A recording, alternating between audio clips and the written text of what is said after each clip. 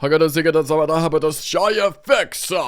on, guys? Welcome back to Football Therapy with me, your host Jan. I hope you're doing well. I really do hope that in the dark days and trenches of uncertainty with a Chelsea Football Club, a few wins would be nice, but, you know, what's going on with Mudryk? They forgot about Mudryk, except for the Athletics' Liam Twomey, who's wrote an article on him. Of course, he's been training alone at Uxbridge Football Club. And in a time where Chelsea fans have been having to watch an often underwhelming Alejandro Garnacho play on the left wing, of course, Jamie Gittins has been out injured, and it's probably unfair to judge him. Really? You'd say? Unfair to judge him? But also watching Pedro Neto play out of position on the left wing, where he's done a job before, but Pedro Neto's in some peculiar run of form where he's been underwhelming with his final actions, and he has also been quite aggressive. Like, he got that really, really dumb red card away on international duty. He's been doing like wrestling, aggressive stuff again. So we're feeling pretty short on the left wing, especially considering Pedro Neto's native position is the right wing. And when we see good Pedro Neto, he's a right winger. Of course, Stevao, I know he's been talked about as this number 10, but in a Chelsea shirt, he's looked dynamite on the right wing. So you think, yeah, we're safe. And of course, Cole Palmer can play on the right. Well, Cole Palmer can play on the right wing or number 10. He should be in the number 10. But if he's in form and he's got, you know, some sort of fluid chemistry with his fellow forwards up top, which we haven't seen recently, then yeah, he can play on the right wing as well. So basically what we're saying is, gang, the right wing's locked down, which should be okay. Giovanni Kender is coming, who I believe can play on both sides. I'm just going to double check, actually, because I feel like I'm saying that with a lot of conviction. That might not be true. I'm just having a look now. It's Giovanni Kender. His main position is right winger. He can play left winger, and he can play right midfield. And this is coming off transfer marked.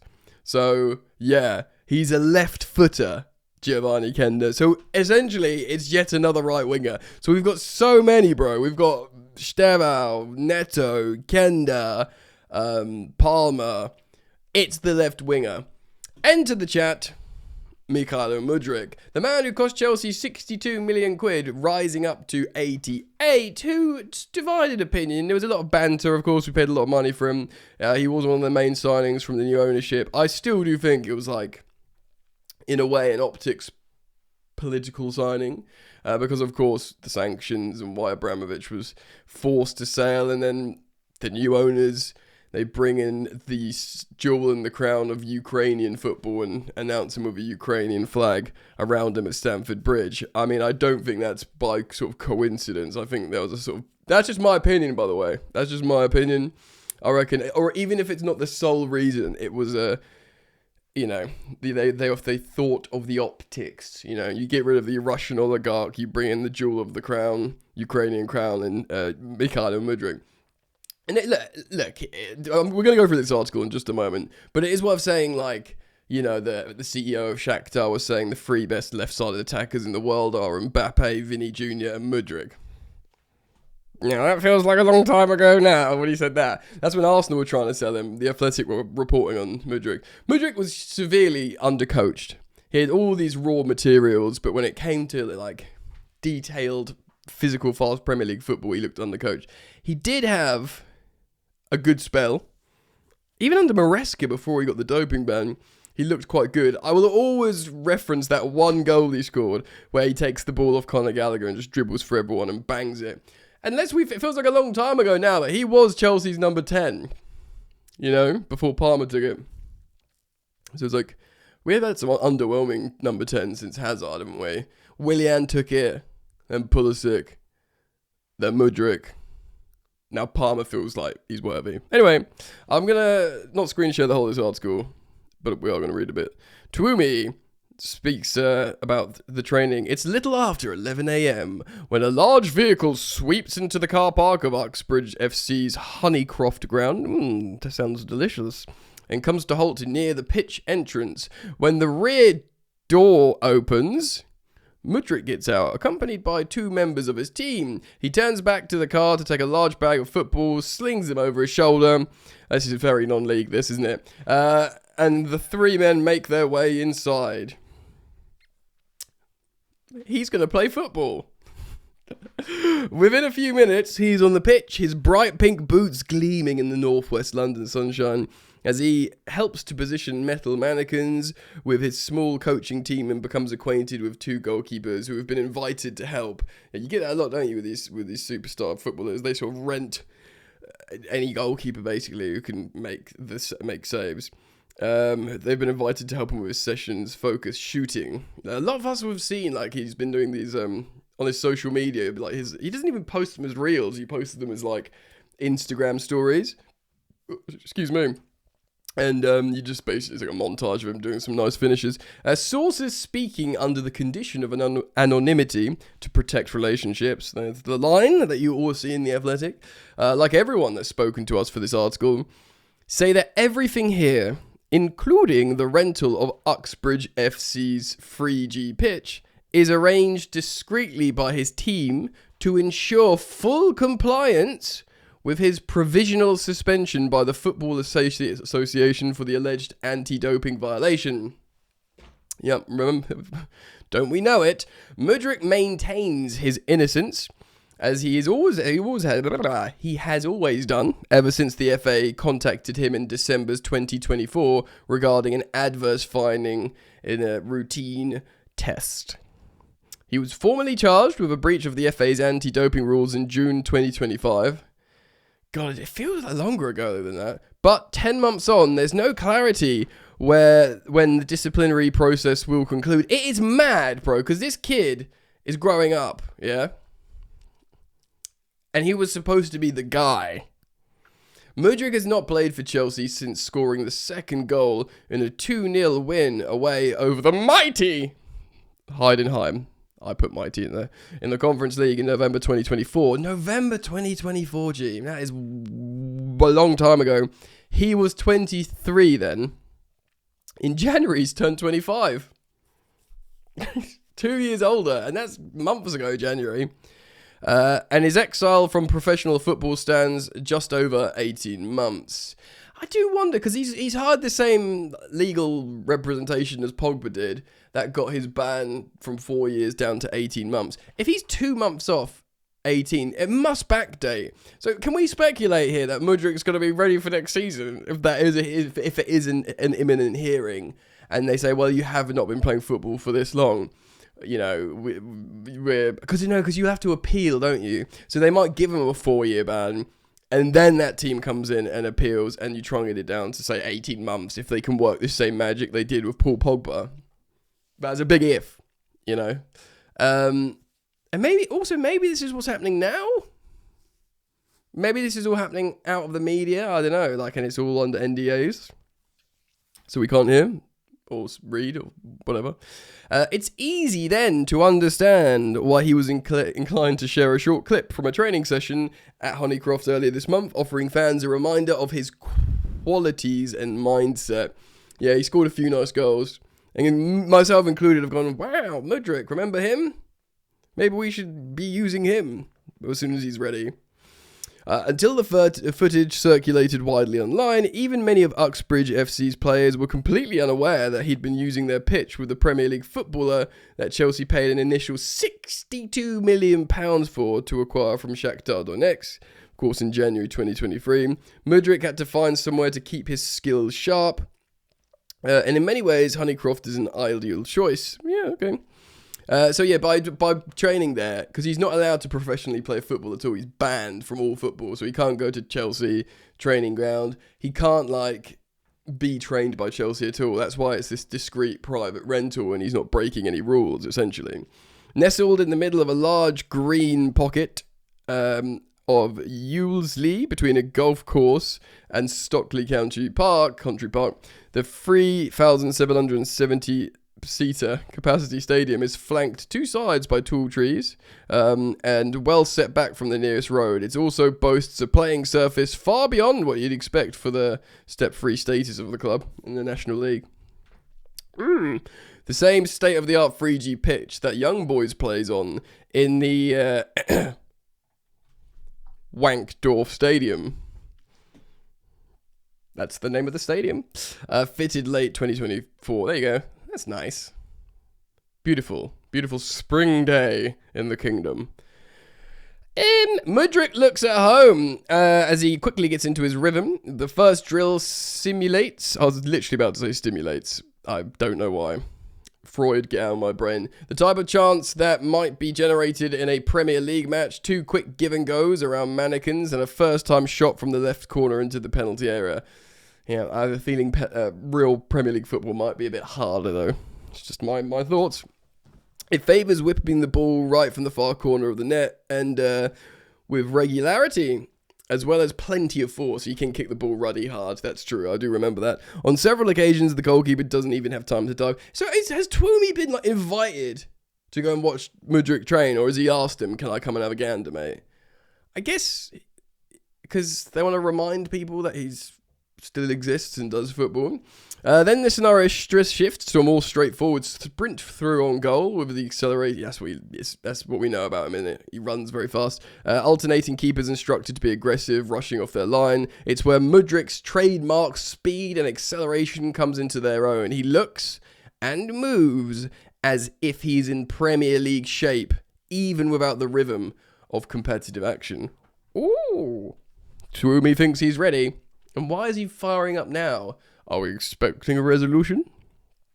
He varies between finishing high or low, near or far post. Occasionally, he takes the ball around the on-rushing keeper. Lots of goals. Misses are rare, but he reacts sharply to everyone, demanding high standards of himself throughout. His demeanour remains focused and intense for the duration of the session. While the training setup necessarily is minimalist,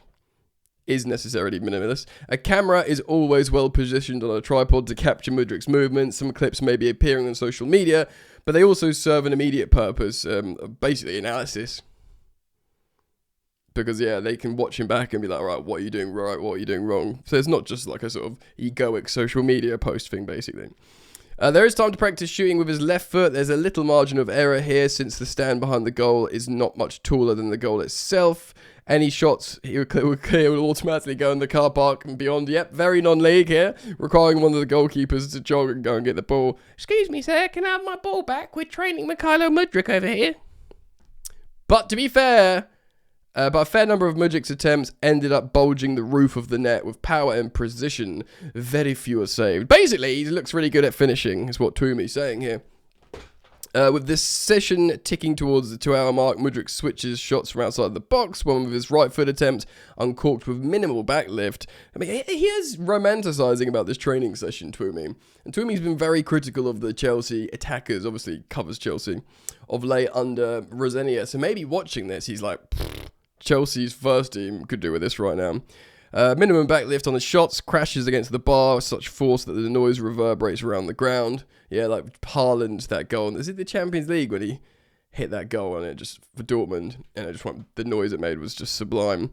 Several others, more subtle, curved low, all different kinds of finishes. After a handful of penalties, the session ends. Mudryk thanks the goalkeepers and coaches to help carry the mannequins back to storage before he walks off.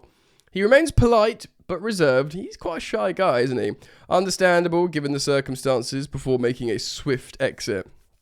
Until he knows he will be allowed to resume his football career, there's not much he can say. The maximum punishment Mudryk can face is a 4-year ban. So this is what I've spoken about. This is what Pogba had 4 years. He got all 4 as well. They were like, bang, bang, bang, bang, bang. You can have them all. And obviously they got reduced to 18 months. He's already missed 16 months, okay, which historical precedent suggests would count as time served as suspension. There you go. That's what we always want. That's what I wanted to learn. That's what I wanted to hear. That's the important thing there. So the 16th month that he's already not been playing football, it will be backdated. So he's technically already served his 16-month ban. Maybe if it is reduced to 18 months, will he had served his ban for next season, If he's found innocent, he would be free to return to action immediately, But how can you wait years? And like, what's taking so long? This B sample that I've tried to Google on here, and they're like, yeah, you can have it in a week if you want, the B sample. As soon as you put a request in for the B sample, it can just turn up. Something obviously very complex legally is happening here that we're not privy to. Because, like, what? A doping test is like, oh, it's done, you hear the results. Like, what is getting sewn up for like years to make a decision, which is like, you need to be quick because this is a young lad's career. Hold on, let's just quickly finish this. Sources say Chelsea are supporting their player, but they're also planning the future within their squad, of course, signing Garnacho and Gittins last summer to compete for the left-wing minutes. International football does not give Ukraine the same flexibility without their biggest star. They've had hopes of World Cup qualifications. Of course, that was extinguished by Sweden last week. In any case, Mudryk's focus is clear. Whenever the opportunity comes to return to competitive football, he intends to be ready. Yeah, it's the whole like absence makes the heart grow fonder situation, isn't it? Like, Mudryk hasn't been around. Garnacho has. I think Garnacho's got a very high ceiling. And he's chipped in. His numbers aren't terrible. Especially his, like, goals and assists per minute for Chelsea aren't terrible. Do you know what I mean? So, but yeah, it is a little bit of absence makes the heart grow fonder. Whereas when we had Mudryk, it was something like, oh, he's really, really good. We need him back. The truth is, he is a player that we spent a lot of money on. He has shown glimpses and moments that he can be really good. And he's just a different guy. Do you know what I mean? Like, we saw him actually play, I think, in the Conference League under Enzo Maresca as a number 10. I seem to remember him centrally. I might have to go back and research that, but I do seem to remember him playing behind the striker, flanked by wide forwards, like wingers. So I think he has done it before. But yeah, I mean, he's a very transitional player, and I think we've had like the most average possession in the league. So it's not necessarily like the profile you've been screaming out for. It's if we've been like playing in a really transitional way where we're always running on the break, firstly, suits Garnacho down to the ground anyway. But maybe like, Mudryk needs that space to run into. That was always the thing. And where Jamie Gittins, who, again, we haven't seen much of because he's been injured, is more of like a 1v1, slow the game down. In theory, that's what we need for like this, our football. It's like Jadon Sancho. I know Jadon Sancho's career has not gone the way he wants, but for like Maresca and indeed Rosinia in Chelsea or whatever lately, you want these wingers that can slow the game down and then speed up, like take your man on and do like, a turn of pace really quickly and take basically the 1v1s, taking on your man. And in theory, Gittins can do that. And in theory, Jadon Sancho is what we wanted for that. And someone like Garnacho and Mudryk are more like transitional players, more explosive players that run into space. But at the same time, it might be a little bit unfair with Mykhailo Mudryk because he is quite a good dribbler. When we signed him, and what people said about Mudryk is, he can run ridiculously fast. He can run really fast with the ball, which, by the way, are two different things. Because you can chase the ball with a defender and demonstrate your speed and be like, whoa, he's outrunning Mickey van der Ven, he's quick. But you might just be chasing a ball, but to carry the ball at incredible speed is a really, really positive trait to have as well, which Mudryk can do. As Toomey wrote in his piece, he can kick the ball ruddy hard, do you know what I mean? Which does help. It makes shots often unsavable. If you hit them really hard, the goalkeeper can't get to them. But he can, with all this raw sort of materials, he is actually quite a good dribbler. So I don't want to do him dirty and just say he's just this like Timo Werner, Pulisic-y, Garnacho-y running behind wide forwards. He can slow the game down and dribble and 1v1 a little bit. But I think just this, the way he finishes, we're missing, and that's why a lot of people are talking about him lately. Yeah, so what will become of Mykhailo Mudryk? If he's already served a 16-month ban, maybe you could speculate they're doing the legals. He has possibly been banned for a certain amount of time. There's maybe no obligation to state it from the FA, the Premier League, or indeed Mudryk's camp. And they might already been doing an appeal. I don't know. Is that even possible? And if so, if there's appeal, if he's already served 16 months and there's 2 to go, that's pretty much just the summer. Would he have served his ban already for next season? That's the question. Has he already served his ban? Anyway, let me know your thoughts. Please do leave them down in the comment section. Thank you as always for liking and subscribing to this channel, Football Therapy. A little reminder that there's daily content on Football Yannick, the second channel, which is non-Chelsea related stuff. And you could also consume this content in podcast format just by searching Football Therapy podcast in all the usual places. And I do really appreciate you guys giving me those 5-star reviews and the follows on like Spotify and Apple Podcasts and stuff. So thank you for supporting me, gang. And I hope to see you back here soon. Take care of yourselves. Peace.